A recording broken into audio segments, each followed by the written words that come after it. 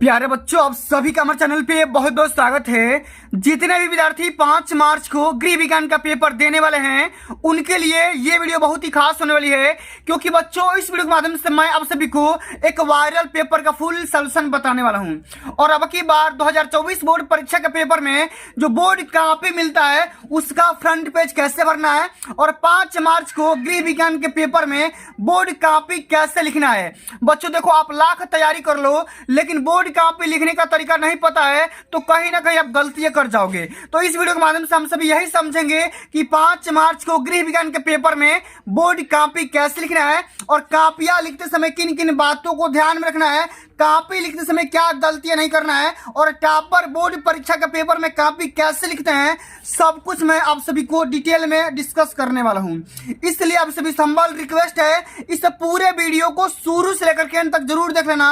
Video को like कर देना, शेयर कर देना, चैनल पर नए हम तो सब्सक्राइब कर देना।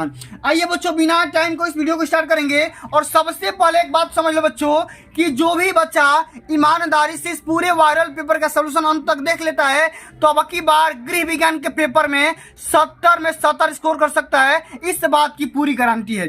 बिल्कुल ऐसा ही 2024 वाला पेपर आएगा, इससे बाहर एक भी क्वेश्चन नहीं आएंगे, इस बात की भी पूरी गारंटी है। तो आइए बच्चों, सबसे पहले ये समझते हैं कि बोर्ड कॉपी का फ्रंट पेज कैसे भरना है। यहां पर ध्यान देंगे तो लिखा गया है कि परीक्षार्थी सभी प्रविष्टियां शुद्ध एवं स्पष्ट रूप से स्वयं भरे, यानी खुद से भरना है। और सबसे पहले क्या भरना है, यहां पे लिखा भी गया है कि परीक्षार्थी का अनुक्रमांक अंकों में तो अपने एडमिट कार्ड से मैच करा करके 10 अंकों वाला अपने यहाँ पे अनुक्रमांक यानी कि रोल नंबर भर देना है। इतना करने के बाद सेकंड में पढ़ते हैं कि परीक्षार्थी का अनुक्रमांक शब्दों में। अब करना क्या है, इसी अंकों का नाम लिख देना है, 3 3 1 0 2 0 5 0, इस प्रकार से अंकों में और शब्दों में अपने एडमिट कार्ड से मैच करा कर बहुत ही सुंदर अक्षरों में यहाँ पे भर देना है। इतना भरने के बाद बच्चों आगे क्या करना है, विषय के नाम में गृह विज्ञान भरो और प्रश्न पत्र में केवल भर देना है। और आगे लिखा गया है कि प्रश्न पत्र पर अंकित संकेतांक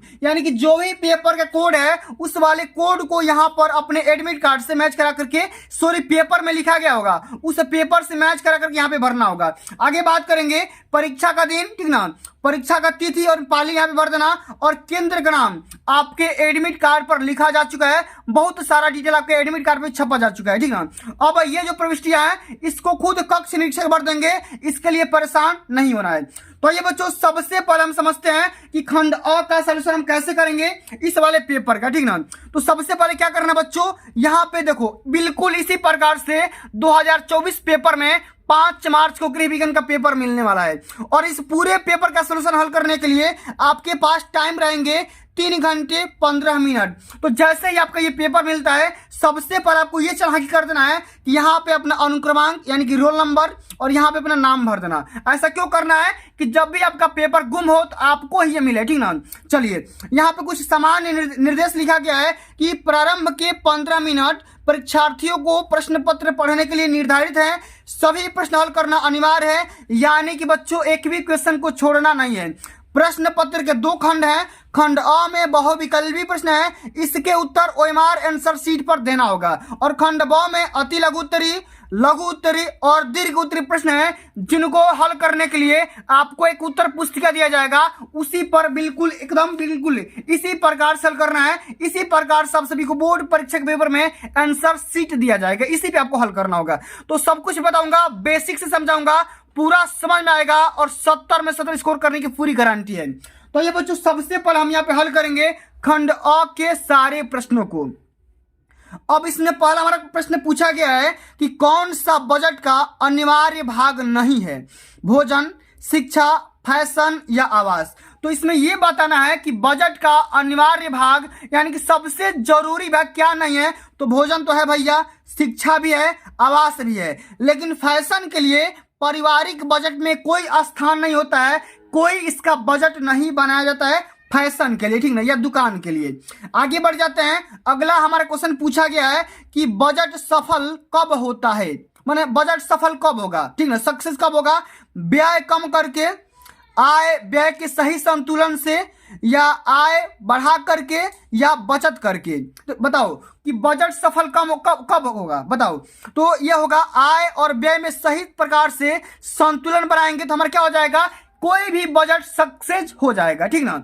अब चलिए अगला हमारा क्वेश्चन ये पूछा गया बच्चा कि निम्नलिखित में से कौन सा सबसे सुरक्षित चेक माना जाता है? सबसे सेफ चेक किसको बोलेंगे, इसको जरा ध्यान से समझिएगा। इसमें ऑप्शन है वाहक चेक, क्रॉस चेक, ए और बी दोनों, या उपयुक्त में से कोई नहीं। तो सबसे सुरक्षित चेक क्रॉस चेक को माना जाता है। ऑप्शन नंबर इसमें भी बिल्कुल राइट आंसर हो जाएगा, ठीक ना।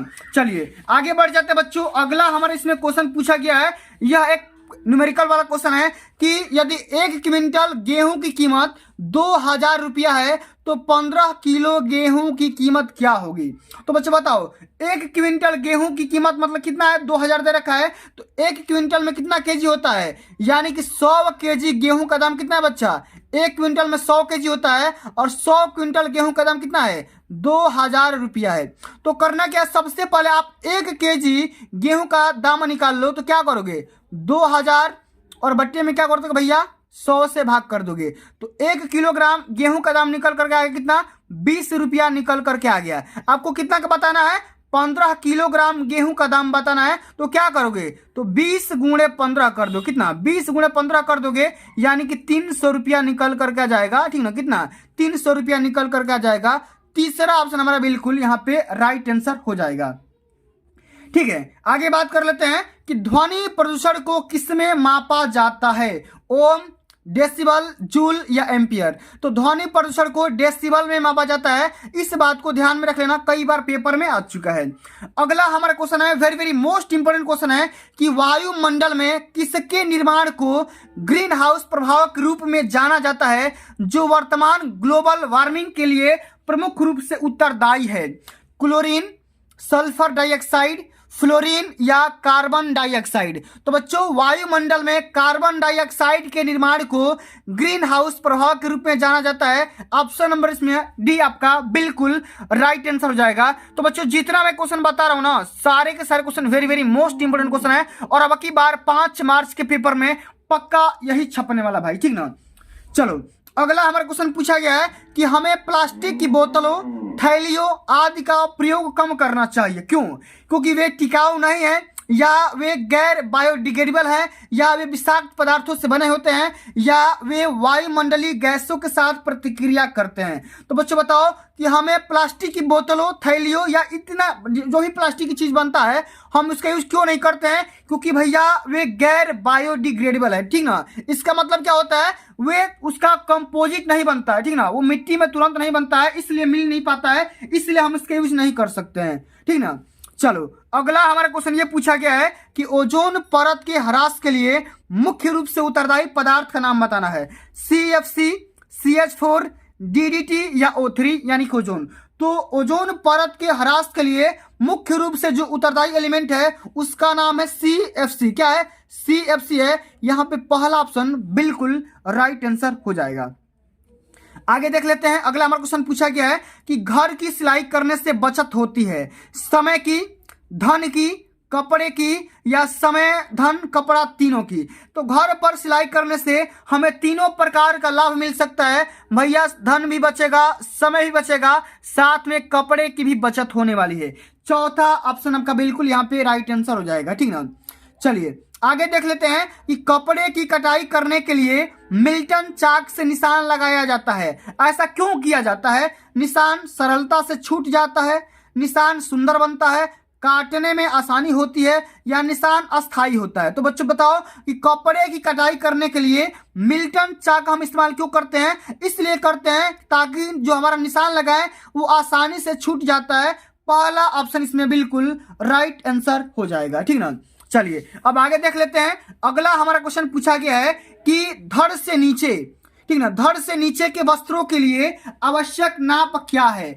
कमर, कंधा, वक्ष, लंबाई, सीट, पैंचा, वक्ष कमर गला या लंबाई गला कमर। तो बच्चों बताओ, धड़ से नीचे के वस्त्रों को नापने के लिए हम क्या करते हैं, सबसे पहले लंबाई मापेंगे, उसके बाद सीट माप लेंगे, उसके बाद पैंचा की लंबाई भी कैलकुलेट कर लेते हैं। यानी कि ऑप्शन नंबर हमारा भी बिल्कुल राइट आंसर हो जाएगा। आगे देखते हैं, मिल्टन क्लॉथ का कपड़ा कैसा होता है, ऊनी होता है कि मोटा होता है कि सूती होता है कि रेशमी होता है।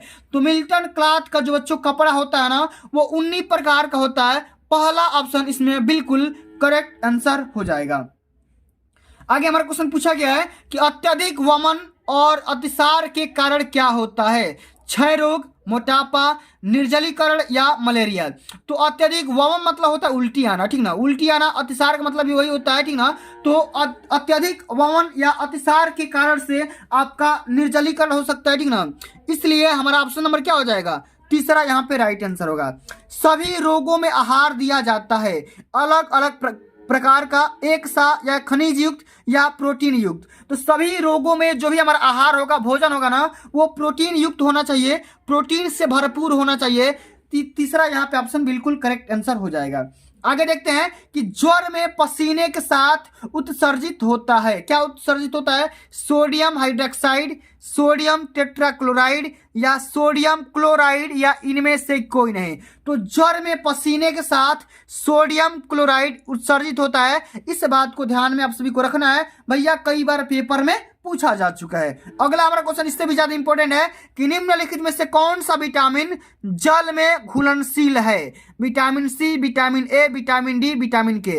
तो जल में घुलनशील विटामिन पूछेगा तो विटामिन सी का यहाँ पे आंसर बताना। और बच्चों कमेंट करके आप लोग बताओ कि विटामिन सी का सबसे अच्छा स्रोत क्या है, मतलब विटामिन सी किस तत्वों में पाया जाता है। बर्फ की टोपी का प्रयोग कब किया जाता है, घर से बाहर जाते समय, ठंडी सेक देने के लिए या ठंड से बचाव करने के लिए या उपयुक्त सभी। तो बर्फ की टोपी का प्रयोग हम करते हैं बच्चों कब, ठंडी सेक देने के लिए। यहाँ पे दूसरा ऑप्शन आपका बिल्कुल करेक्ट आंसर हो जाएगा।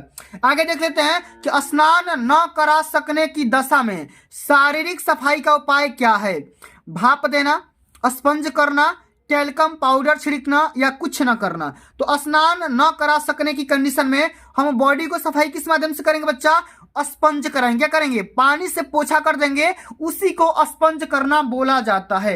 आगे समझ में, चलिए आगे बढ़ जाते हैं कि तीव्र ज्वर की अवस्था में रोगी को लाभप्रद रहती है, ठंडी सेक, गर्म सेक, बफारा या पुलटिस। तो बताओ, तीव्र ज्वर में जो अवस्था होती है ना, रोगी को लाभप्रद क्या होगा बच्चा, ये हो जाएगा ठंडी सेक। क्या करेंगे, उसके माथे पर रुमाल भिगो करके या ठंडी सेक इसको देंगे, ठीक ना, उसको राहत मिल जाएगा। आगे देख लेते हैं, अंतिम नंबर हमारा क्वेश्चन है कि अस्थि भंग में अत्यधिक रक्तस्राव को रोकने में किस विधि का सबसे ज्यादा उपयोग किया जाता है, या किस विधि का सबसे ज्यादा इस्तेमाल कर सकते हैं, बर्फ लगाना, दबाव डालना या टूर्निकेट का इस्तेमाल करेंगे या उपयुक्त में से कोई नहीं। तो जब सबसे ज्यादा ब्लड का बहाव होगा, कटाव होगा, तो हम वहां पे टूर्निकेट का इस्तेमाल कर लेंगे। यहाँ पे तीसरा ऑप्शन आपका बिल्कुल राइट आंसर हो जाएगा। अब चलिए बच्चों आगे हम बात करते हैं, खंड ब के सारे प्रश्नों का सलूशन देखेंगे। और बोर्ड परीक्षा के पेपर में जो मैं आइडिया आज की इस वीडियो के माध्यम से बताने वाला हूं,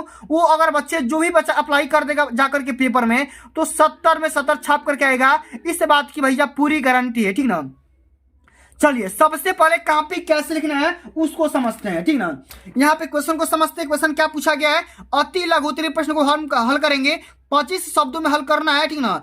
पहला हमारा प्रश्न ये पूछा गया है कि धन संचय करने की किन्हीं 2 सरकारी संस्थानों के नाम लिखिए। बस खाली 2 विभाग का नाम लिखना है, 2 नंबर यहां से भैया पक्का मिल जाएगा, ठीक ना। तो इसको पेपर में कैसे लिखना है, कॉपी में कैसे रिप्रेजेंट करनी है, उसको जरा समझते हैं। सबसे पहले क्या करना है, यहाँ पे आपको हल करना है खंड ब। इतना करने के बाद यहाँ पे लिखेंगे अति लघु उत्तरीय प्रश्न और इसमें हेडिंग लगाना है प्रश्नोत्तर संख्या 21। इसमें क्या लिखेंगे कि धन संचय करने वाली 2 मुख्य सरकारी संस्थाएं निम्नलिखित प्रकार की है। सबसे पहला तो आपका बैंक हो जाएगा, उसके बाद से डाक घर भी हो सकता है। तो 2 का नाम पूछा है, तो 2 का नाम यहाँ पे एक तो हो जाएगा भैया बैंक, और दूसरा आपका डाक घर हो सकता है। 2 का नाम लिख दोगे, 2 नंबर यहां से पक्का मिल जाएगा, एक भी नंबर ना कटेगा।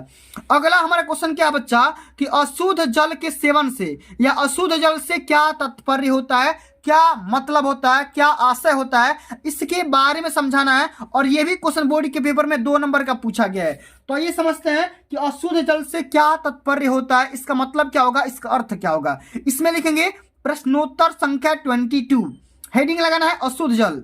इसमें क्या लिखना है कि जल एक उत्तम विलायक है, अपने इसी गुण के कारण जल शीघ्र ही विभिन्न लवणों एवं अशुद्धियों को अपने में घोल लेता है तथा अशुद्ध हो जाता है, ठीक ना। आगे लिखेंगे कि अशुद्ध जल अर्ध पारदर्शक, ठीक ना। अशुद्ध जल क्या होगा, सबसे पहले तो होगा भैया अर्ध पारदर्शक, ठीक ना, दुर्गंध युक्त, मटमैला तथा खारा अथवा किसी अन्य स्वाद वाला होता है। इसमें नाइट्रोजन तथा कुछ अन्य पदार्थ मिले होते हैं और इसी पदार्थ के मिले होने के कारण चमक नहीं होता। अशुद्ध जल में विभिन्न प्रकार के दूषित पदार्थ भी मिले रहते हैं। इस प्रकार से आप सभी को अशुद्ध जल का बिल्कुल सटीक परिभाषा यहाँ पे लिख देना है, समझा देना है। 25 शब्द में 2 नंबर भैया यहाँ से गारंटी के साथ पा जाओगे, एक भी नंबर यहाँ भी नहीं कटेगा, ठीक है।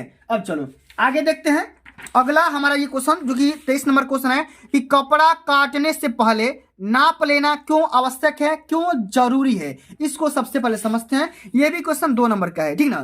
तो कपड़ा काटने से पहले नाप क्यों लेते हैं, इसको समझते हैं। इसमें लिखेंगे कि कपड़ा काटने से पहले उसे अनिवार्य रूप से नाप लेना आवश्यक होता है, क्योंकि इससे कपड़े की वास्तविक स्थिति ज्ञात हो जाती है। यदि कपड़ा कम हो तो उसे न काटे, यदि अधिक हो तो फालतू कपड़ा बचा ले। इस प्रकार से कपड़ा काटने से पहले हम तमाम प्रकार की बातों को ध्यान में रखेंगे। और यकीन मानो कि अगर आप इस तरीके से पेपर में अपनी कॉपी को रिप्रेजेंट करोगे तो भैया 70 में 70 तो स्कोर ही कर सकते हो, एक भी नंबर ना कटेगा, 69 ना 70 नंबर मिलेगा, ठीक ना, पूरी गारंटी बोल रहा हूं, ठीक ना। चलिए अब अगला हमारा क्वेश्चन जो कि 24 नंबर क्वेश्चन क्या बोल रहा है, इसको जरा ध्यान से समझते हैं। क्वेश्चन आपका ये कह रहा है कि भोजन को बार बार गर्म करने से क्या हानियां होती है, इसके बारे में समझाना है। ये भी 2 नंबर का क्वेश्चन पूछा गया है, माने भोजन को बार बार गर्म नहीं करना चाहिए। अच्छा क्यों नहीं करना चाहिए, इससे क्या हानियां हो सकती है, इसके बारे में समझ लेते हैं, ठीक है। इसमें लिखेंगे कि विशेषज्ञों का मानना है कि भोजन को दोबारा या बार बार गर्म करने से बचना चाहिए। ऐसा इसलिए कहा जाता है क्योंकि भोजन को दोबारा या बार बार गर्म करने से उसके पोषक तत्व नष्ट हो जाते हैं, इससे रासायनिक परिवर्तन होता है, जिस कारण फूड पॉइजनिंग होना का ज्यादा चांसेस रहता है। इसके लक्षण है आमतौर पर उल्टी आना, दस्त होना या पेट में ऐंठन आना या दर्द करना, ठीक ना। इसलिए आप सभी को भोजन को बार बार गर्म नहीं करना है या दोबारा गर्म करके उसको नहीं खाना चाहिए। भोजन को एक बार बनाओ, गर्म करो और उसी को खा लो, ठीक ना। चलिए अब बच्चों आगे हम बात करेंगे क्वेश्चन नंबर 25 के बारे में, ठीक ना। बहुत ही सिंपल सा क्वेश्चन है, आसान सा क्वेश्चन है। क्वेश्चन आपका क्या है कि सामान्य स्वस्थ अवस्था में नाड़ी की गति कितनी होती है, माने अगर कोई व्यक्ति बिल्कुल स्वस्थ है तब उसका जो नाड़ी का स्पीड है वो कितना होना चाहिए, इसके बारे में बताना है। 2 नंबर का क्वेश्चन है, इसको कैसे लिखेंगे जरा ध्यान से समझिएगा। बस खाली इसका स्पीड बता दोगे काम हो जाएगा, 2 नंबर यहां से मिल जाएगा। इसमें लिखेंगे कि एक स्वस्थ या एक सामान्य स्वस्थ अवस्था में हृदय गति या नाड़ी गति, हृदय गति लो या नाड़ी गति लो, दोनों का सेम ही होता है। नाड़ी गति 70 से लेकर के 80 बार, ठीक ना, प्रति मिनट के बीच में होता है। माने 70 से लेकर के 80 के बीच में धड़कता है, वो चाहे वो नाड़ी हो और चाहे वो हार्ट हो, आपका धड़कन हो, ठीक ना। चलिए इसी प्रकार से सभी को रिप्रेजेंट करनी है। अब बच्चों अति लघुत्तरी प्रश्न का अंतिम नंबर क्वेश्चन है कि मोच के लक्षण लिखिए। माने किसी भी इंसान को अगर किसी भी हड्डी में या किसी भी, ठीक ना, किसी भी अंग में अगर मोच आ जाता है तो इसका लक्षण क्या होगा, इसका कैरेक्टर क्या होगा, इसको समझते हैं। ये भी 2 नंबर का क्वेश्चन पूछा गया है, तो 2 नंबर का 2 लाइन लिख दोगे काम हो जाएगा। इसमें क्या लिखेंगे कि मोच के लक्षण, हेडिंग लगाना भैया, मोच के लक्षण। इसमें क्या करना है कि मोच के निम्नलिखित लक्षण है। इसमें सबसे पहला लक्षण क्या होता है कि मोच से अप्रभावित स्थान पर असहनीय पीड़ा होता है। जो देखो अगर मोच हो जाएगा तो क्या होगा भैया, असहनीय प्रकार का पीड़ा होगा, दर्द होगा, बर्दाश्त नहीं होगा, ठीक ना।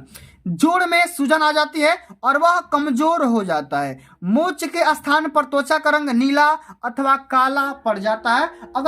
अगर मोच हो जाएगा तो इतने प्रकार के लक्षण आप सभी को दिखाई देने लगते हैं, ठीक ना। सबसे पहला क्या होगा भैया, असहनीय दर्द होगा, उसके बाद सूजन आ जाएगा और साथ में उसका रंग क्या हो जाएगा, नीला अथवा काला हो जाएगा, ठीक ना। अब चलो आगे बच्चों हम बात करेंगे लघु उत्तरीय प्रश्न के बारे में, जो कि बोर्ड परीक्षा के पेपर में 4 नंबर का पूछा जाता है। इसमें हमारा क्वेश्चन क्या है कि बजट बनाते समय किन विशेष आवश्यकताओं को ध्यान में रखना चाहिए, इसके बारे में समझाना है।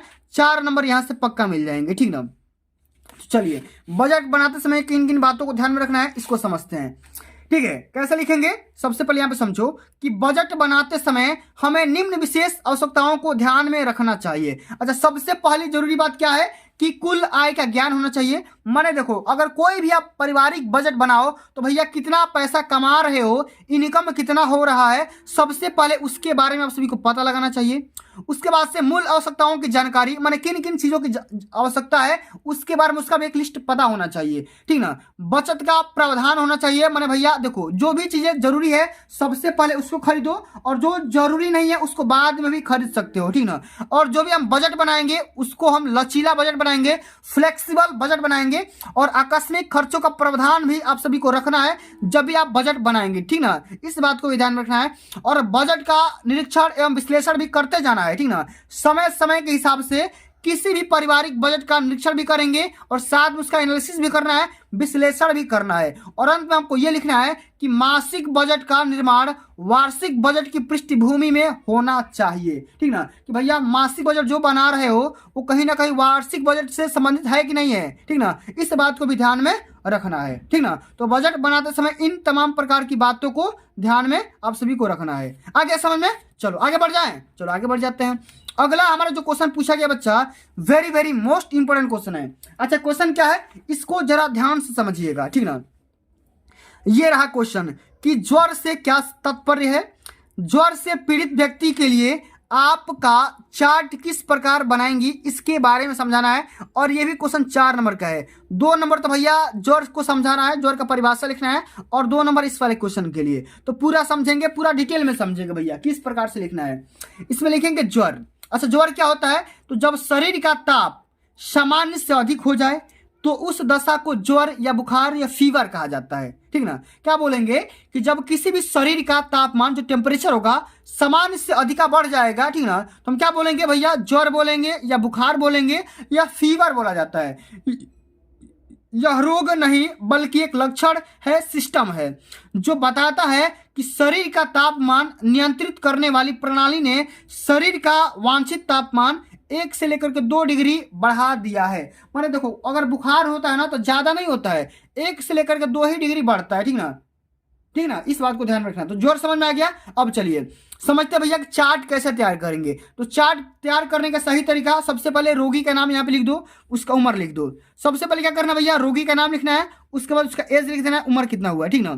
अब कौन कौन से रोग हुआ है उसके बारे में यहाँ पे लिख दो, और यहाँ पे दिनांक यहाँ पे लिखो, डेट। हर रोज को टेम्परेचर सेंस किया जाएगा, ठीक ना, कि किस डेट को 6 बजे कितना है, 8 बजे कितना है, 10 बजे कितना है, 12 बजे कितना है, या अन्य विवरण भी अंत में आप लिख सकते हो। इसी प्रकार से 20 फरवरी को, 21 फरवरी को, 22 फरवरी को आपको टेम्परेचर को सेंस करना है, तब जाकर के पता चलेगा कि रोगी का जो बुखार है उतर रहा है कि चढ़ रहा है। इस प्रकार से आप सभी को ज्वर के बारे में लिखना है और उसका ताप सेंस करने का चार्ट भी, तालिका भी तैयार कर देना है, ठीक ना। अब चलिए अगला हमारा जो क्वेश्चन पूछा गया बच्चा, ये भी क्वेश्चन एक न्यूमेरिकल सा क्वेश्चन है, ठीक ना। जरा आप लोग ध्यान से समझिएगा, ठीक ना। बहुत सिंपल सा क्वेश्चन है, मैंने आपको यहाँ पे करके यहाँ पे ला दिया हूँ, ठीक ना।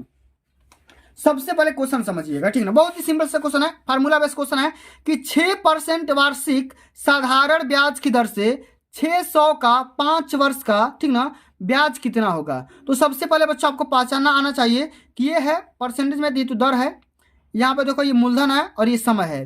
क्या करना है आपको, ब्याज निकालना है। तो ब्याज बराबर क्या होता है, मूलधन गुणे दर गुणे समय और बटे का 100 होता है। लेकिन पेपर में कैसे हल करना है, कॉपी में, इसका तरीका ये रहा।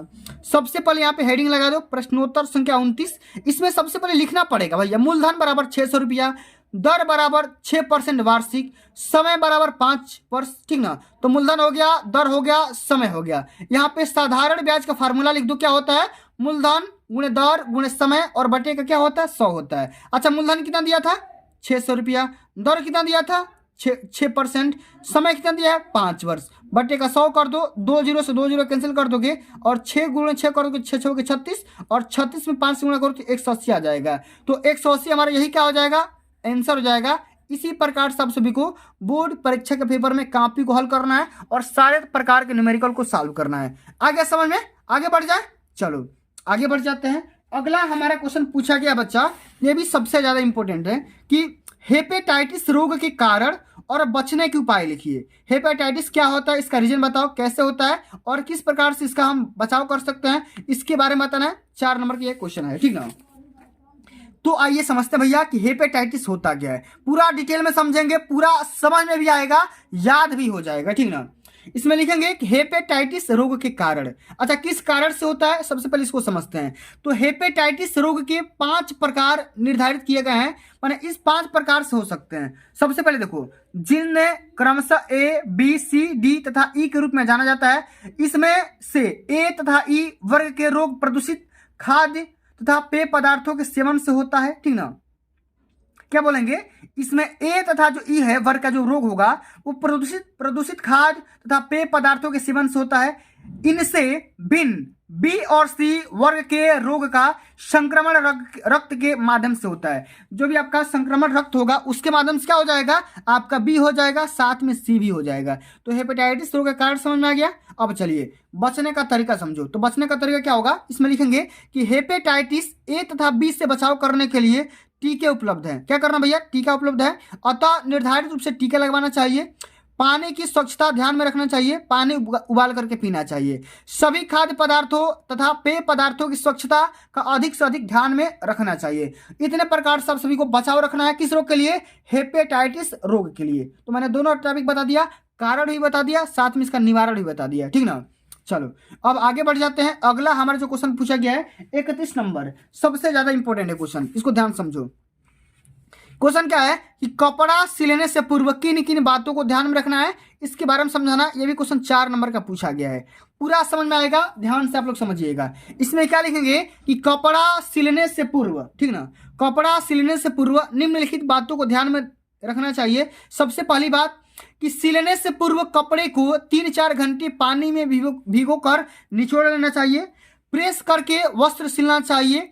वस्त्रों के डिजाइन, लंबाई तथा ढीलापन फैशन के अनुरूप रखना चाहिए। माने किस फैशन के डिमांड, माने फैशन की डिमांड में उसका डिजाइन, लंबाई और ढीलापन तैयार करना चाहिए। वस्त्र की ठीक नाप लेकर के, ठीक ना, कटिंग की जाए ताकि उचित फिटिंग का वस्त्र तैयार हो सके। अंत में लिखेंगे कि कपड़े का आड़े खड़े रुख का ध्यान रखकर फिटिंग करनी चाहिए या कटिंग करनी चाहिए, ठीक ना। कपड़े का आड़े खड़े रुख करने चाहिए और इसी प्रकार से उसको काटना चाहिए ताकि भैया उचित डिजाइन में और उचित तरीके से काटा जाए, ठीक ना। अब चलिए बच्चों आगे हम बात कर लेते हैं। अगला जो हमारा सेक्शन आता है वो आता है दीर्घ उत्तरी वाला सेक्शन, दीर्घ उत्तरी प्रश्नों का सेक्शन। और ये बोर्ड परीक्षा पेपर में 6-6 नंबर का क्वेश्चन पूछा जाता है। सबसे पहले आप इस क्वेश्चन पर आप ध्यान दीजिएगा, ठीक ना। ये वाला क्वेश्चन क्या पूछा जा रहा है, क्वेश्चन आपका ये कह रहा है कि पारिवारिक बजट से क्या अभिप्राय है, एक उत्तम बजट की किन्हीं 4 विशेषताओं के बारे में लिखिए। या तो भैया आप ये करो और नहीं तो आप ये करो कि अपशिष्ट प्रबंधन से आप क्या समझते हैं, ठीक ना। कचरे का निस्तारण आप कैसे करेंगे इसके बारे में समझाना है। 6 नंबर का ये क्वेश्चन है, दोनों 6-6 नंबर का है, ठीक ना। तो पूरा समझेंगे और बच्चों इस वीडियो के माध्यम से हम समझेंगे भैया कि अपशिष्ट प्रबंधन क्या होता है और इसका निस्तारण कैसे करेंगे, पूरा डिटेल में समझते हैं, ठीक ना। आइए सबसे पहले भैया समझते हैं अपशिष्ट प्रबंधन। तो हर प्रकार के अपशिष्ट पदार्थों अथवा कूड़े कचरे को फैले रहने से रोकने तथा उसे हानि रहित ढंग से नष्ट करने या ठिकाने लगाने की व्यवस्था प्रक्रिया को कचरा प्रबंधन कहा जाता है या अपशिष्ट प्रबंधन कहा जाता है। यानी कि जो भी तमाम प्रकार की जो कचरा फैला होता है एक उचित स्थान पर ठिकाने लगा दो, उसी को हम क्या बोलेंगे, कचरा प्रबंधन बोला जाएगा, ठीक ना। अब यहाँ पे हमारा क्वेश्चन पूछा गया था कि कचरे का निस्तारण कैसे किया जाएगा। तो इसका उपाय क्या है भैया, सबसे पहले तो हम करेंगे जला करके नष्ट करेंगे, ठीक है, जलाकर नष्ट करना। इसमें क्या लिखेंगे कि कूड़े करकट को जलाकर नष्ट किया जा सकता है परंतु इससे कुछ प्रतिकूल प्रभाव भी पड़ते हैं, अतः इसे जलाने से वायु प्रदूषण के अत्यधिक चांसेस ज्यादा रहते हैं और इसमें वृद्धि हो जाती है। अगला हम टॉपिक लिखेंगे कि जल स्रोतों में बहा देना, ठीक है, जल स्रोतों में बहा करके भी भैया इसका निस्तारण किया जा सकता है। इसमें लिखेंगे कि पारंपरिक रूप से कूड़े को नष्ट या समाप्त करने के लिए जल स्रोतों में बहा दिया जाता है परंतु यह जल प्रदूषण की दृष्टिकोण से उचित नहीं है, बढ़िया नहीं है, ठीक ना। आगे देखते हैं कि कूड़े से गड्ढे को पाटना, माने कूड़े से क्या करेंगे, गड्ढे को पाट देंगे, ठीक ना। जो भी आपका कूड़ा होगा, कूड़े माने गड्ढा में क्या कर देंगे भैया, कूड़ा को डाल देंगे, ठीक ना। इसमें लिखेंगे कि अब यह विधि भी हानिकारक मानी जाने लगी है क्योंकि कूड़ा खुला पड़ा रहता है तथा मक्खी मच्छर एवं हानिकारक जीवाणु पनपते रहते हैं। इस प्रकार से निपटारा कैसे करना है मैंने बता दिया, निस्तारण कैसे करना है पूरा डिटेल में समझा दिया है, ठीक है। अब चलो अगला हमारा जो क्वेश्चन आता है ना बाबू, सबसे ज्यादा मोस्ट इंपोर्टेंट क्वेश्चन है, ठीक ना। क्वेश्चन क्या है, सबसे पहले क्वेश्चन को समझते हैं भाई। क्वेश्चन क्या बोला जा रहा है कि भोजन पकाने के मुख्य उद्देश्य क्या है, भोजन पकाते समय किन किन बातों को ध्यान में रखना चाहिए, इसके बारे में समझाना है। 6 नंबर का क्वेश्चन पूछा गया है। या तो भैया आप ये करो, नहीं तो ये करो कि रोगी का आहार तैयार करते समय किन किन बातों को ध्यान में देना चाहिए, इसके बारे में समझाओ। विस्तृत तरीके से आपको समझाना है। 6 नंबर का ये भी क्वेश्चन है, ठीक ना। तो दोनों क्वेश्चन में से किसी को हल करना है। हम यहाँ पे हल करेंगे कि रोगी का आहार तैयार करते समय निम्नलिखित बातों को ध्यान में रखना चाहिए, ठीक ना। अच्छा, सबसे पहली बात क्या है भैया, सबसे पहली बात यह है कि भोजन सफाई से स्टील या कलई किए गए बर्तनों में बनाया जाना चाहिए। भोजन इस प्रकार तैयार होना चाहिए कि उसके पौष्टिक तत्व जैसे प्रोटीन, खनिज, लवण, विटामिन आदि नष्ट ना हो पाए। इस प्रकार से भोजन को तैयार करना है, पकाना है। उसमें जो ही पौष्टिक तत्व है जैसे प्रोटीन, खनिज, लवण, विटामिन, तमाम प्रकार की जो भी प्रोटीन्स हैं, ठीक ना, एलिमेंट है, वो नष्ट ना हो, ठीक ना। भोजन डॉक्टर के निर्देशानुसार तैयार करना चाहिए।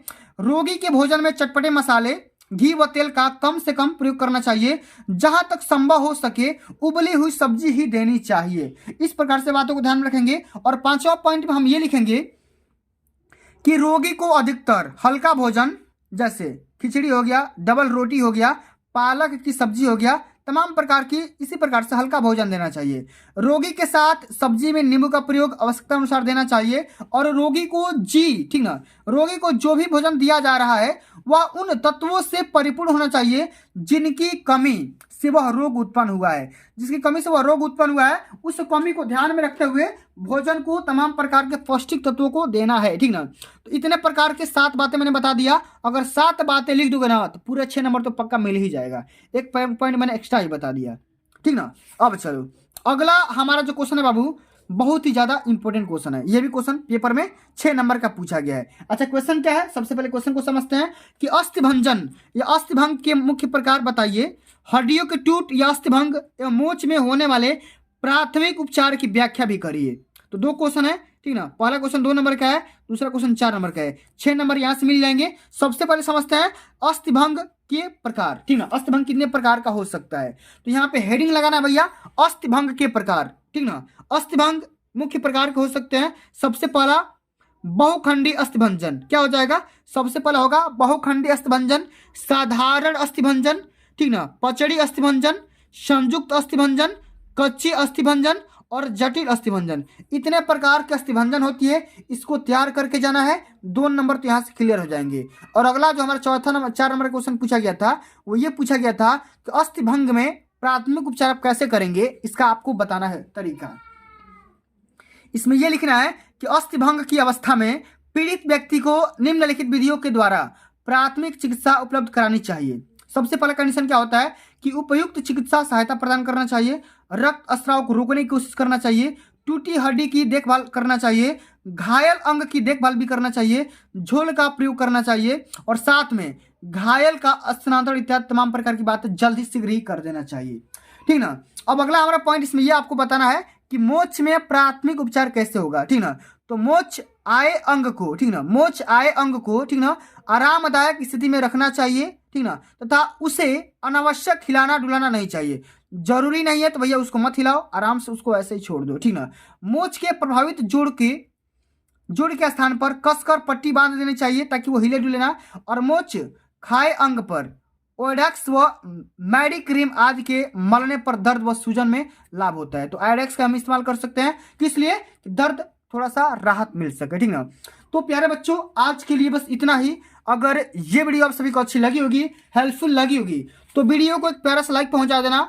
और जिन बच्चों का पेपर 5 मार्च को गृह विज्ञान का पेपर है, उन बच्चों के पास भी इस वीडियो को ज़्यादा से ज़्यादा शेयर कर देना। और एक बात बच्चों, मैं आप सभी को अंत में एक बात और बता देना चाहता हूं कि जो ही बच्चा ईमानदारी से इस पूरे वायरल पेपर का सोल्यूशन एक बार में समझ में ना आया होगा तो 2-3 बार देख लो, यही पेपर आएगा। इससे बाहर सारे के सारे क्वेश्चन, एक भी क्वेश्चन नहीं आएंगे, इस बात की पूरी गारंटी है। तो बच्चों आज के लिए बस इतना ही। जल्द मिलते हैं अगली वीडियो में, तब तक के लिए जय हिंद, जय भारत, वंदे मातरम।